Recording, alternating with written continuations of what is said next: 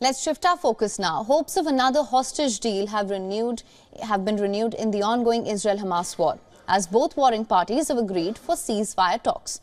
Hamas Chief Ismail Haniyeh is set to visit Egypt on Wednesday. He is due to meet Egyptian intelligence chief to discuss a new agreement.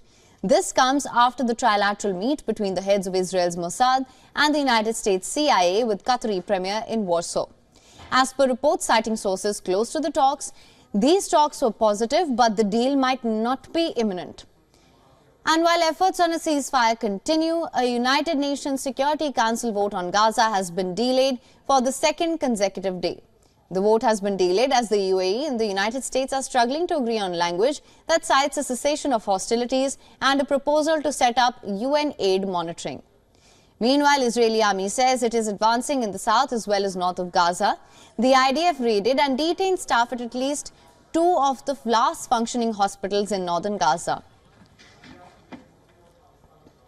Israel's defense minister says troops are working to completely clear out Hamas militants from the area.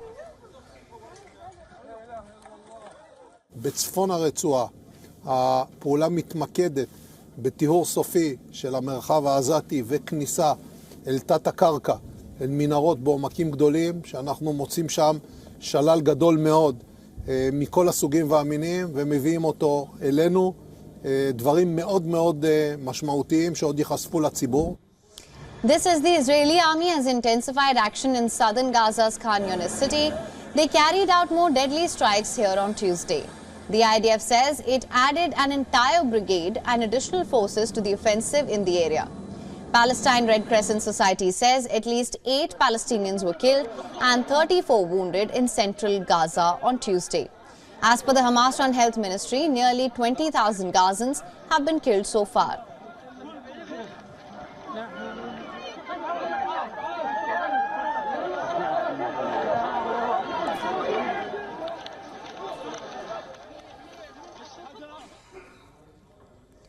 On the other hand, Palestinian militant group Islamic Jihad has released a video of 2 hostages pleading to be freed.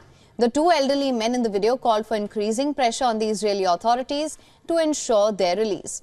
This video has been released a day after a similar video was shared by Hamas showing 3 elderly Israeli hostages pleading for their release.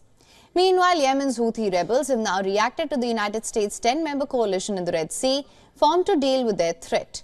The Iran-backed rebels say the international coalition is part of aggression against Palestinians and contradicts international law.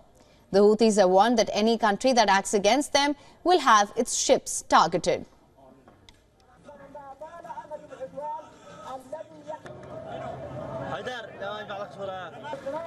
والهوان من دول الإيران